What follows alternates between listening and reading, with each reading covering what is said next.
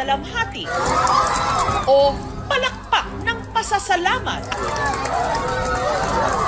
Ang umalingaw-ngaw habang nakatanaw ang mga residente sa ilog na sakop ng Tarlac River Irrigation System.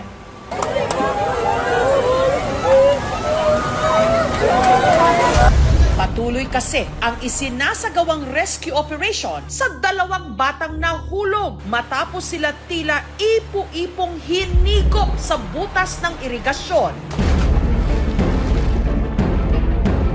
Natrap sila sa tinatawag na irrigation cave. Ang problema, umuulan na kaya patuloy ang pagtaas pa ng tubig.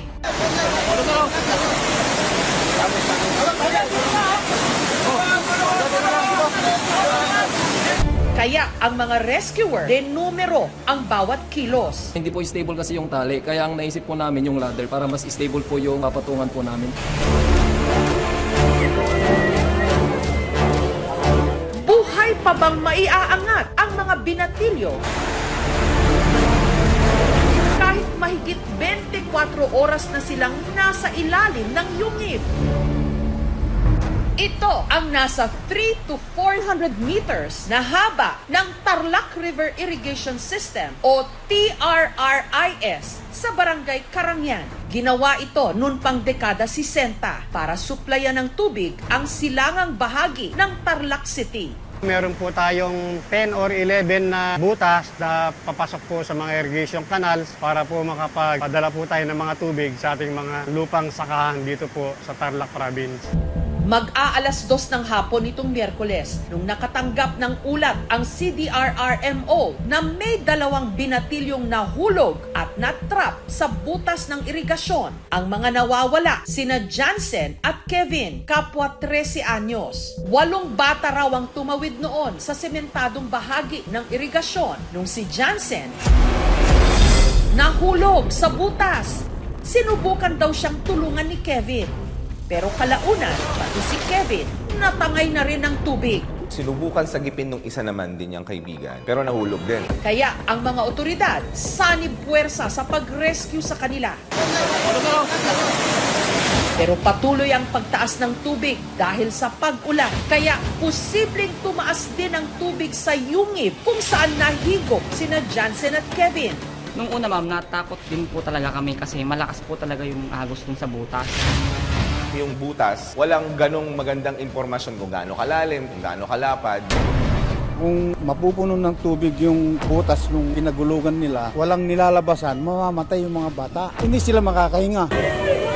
Ang balita tungkol kina Jansen at Kevin nakarating sa nanay ni Jansen na si Reinda. Maliligo daw po. Tapos habang naglalakad po siya, hindi po nila alam na may butas doon. Kasama ang nanay ni Kevin na si Cynthia, agad silang nagpunta sa tabing ilog para magbantay sa rescue operation.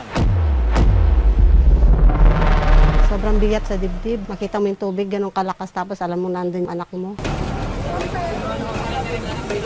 Ang rescue operation, inabutan na ng dilim, pero ang mga binatilyo, hindi pa rin mailabas-labas. Yung mga tao doon, sabi nila, may ikot daw yung tubig doon sa may pinagbagsakan nila.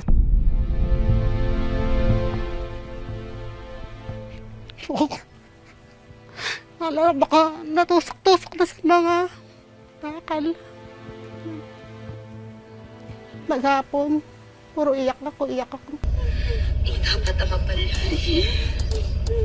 Sana buhay pa. Kaya halos mag-iyakan lahat nung nandun eh. Dahil nga, ang slim nung chance talaga na merong pocket na nakakahinga yung mga bata. Kinaumagahan, nagbayanihan na ang mga rescuer para gumawa ng sandbags. Ito raw ang gagamitin nila para palibutan ang butas. Nang sa ganon, hindi ito pasukin ng tubig.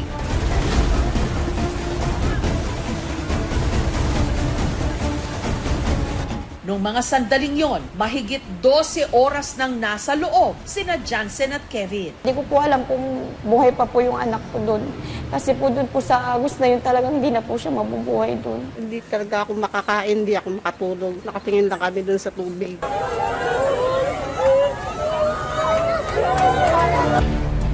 binilisan natin yung paglalagay ng sandbag hanggang sa mas kumonti pa at na-expose ng buo yung butas. Hanggang sa ang rescue team nabuhayan ng loob. Sa gitna kasi ng rumaragasang tubig, may isang kamay na lumabas.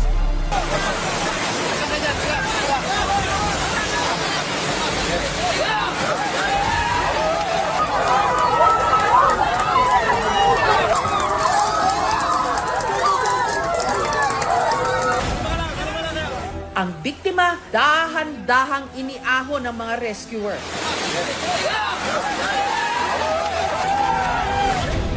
Si Kevin na nung sandaling yon, nanghihina na.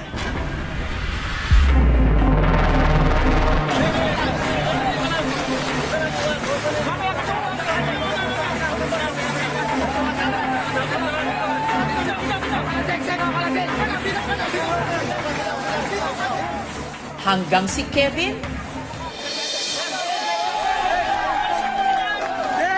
tuluyan ang nailabas sa butas.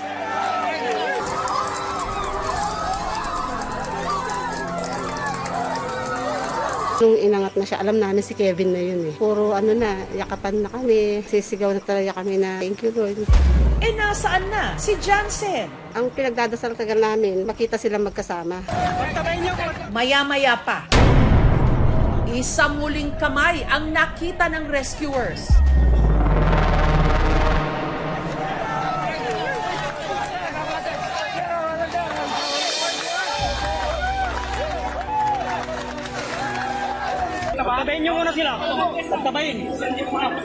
Talon po kami ng talon ng mag-asawa, nagyakapan. Gusto namin agad siyang makita.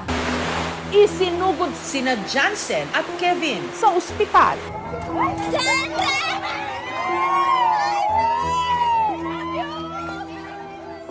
Niyakap ko yung anak ko. Sabi niya, sorry, mama. Sabi niya, okay lang. Sabi ko, ang importante, nandito ka na.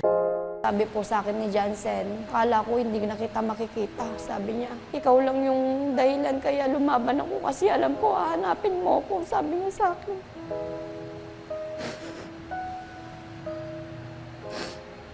Sina Jansen at Kevin, pareho ngayong nagpapalakas pa sa ospital. Wala pa pong findings yung doctor, pero okay naman po sila, nakakakain na po. Meron lang po konting trauma kasi po kapag tulog siya, gigising po siya na parang naghahanap po siya ng pwede niyang hawakan. Sabi naman ng doktor, nakita na naman daw yung MRI tsaka yung mga x-ray nila, okay naman.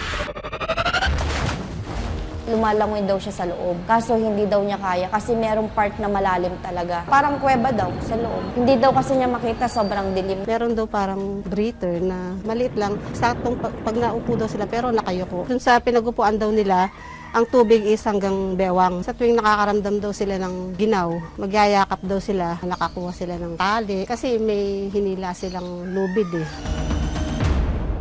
Yun na pala yung mga rescue kasi na-sandbag na nila yung area. Utang daw nila ang kanilang buhay sa mga nagkapit-bisig para sila'y sagipin.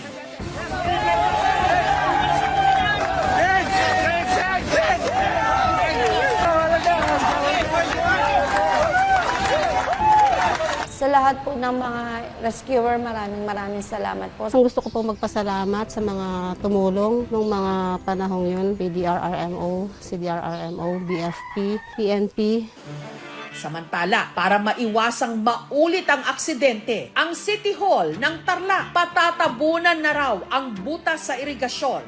Tuwing tag-ulan talaga, ang mga ilog namin tumataas yan. So pinaalalahanan po natin yung publiko na palaging maging maingat. Butas ng karayom ang pinagdaanan para mailabas sa butas ng irigasyon sina Kevin at Jansen.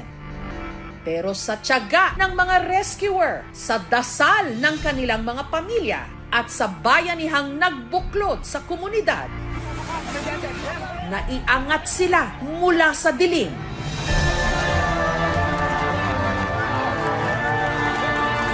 Patunay na gaano man kalalim ang pagkakalubog, may pag-asa pa rin makaahon.